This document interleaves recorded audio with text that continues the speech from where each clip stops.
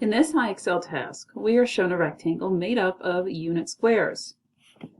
And then we are asked which multiplication expression represents the area of the rectangle. Well, we have learned that we find the area of rectangles and squares by multiplying the length and the width. So, in this situation, we need to calculate how wide and how tall this rectangle is. So give me just a moment. I'm going to get my pen up here and let's count how wide and how tall this rectangle is. Okay, well, I see that this rectangle is 2 squares wide, and then so I know that it is 2 at the top. So let's count how tall it is. 1, 2, 3, 4, 5, 6, 7, and 8. So it is 8 wide. So if they were asking what the area was for this rectangle, we would multiply 8 times 2 to get 18, because basically we are adding 8 twice, or adding 2 8 times.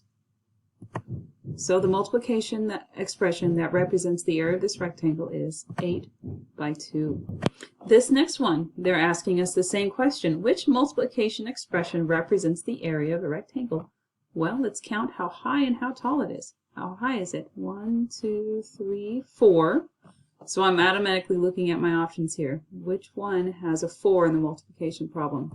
It's this one on the left. Let's just double check it for the heck of it. So it's 4 tall. How wide is it? 1, 2, 3, 4, 5, 6, 7, 8, 9. So 4 times 9.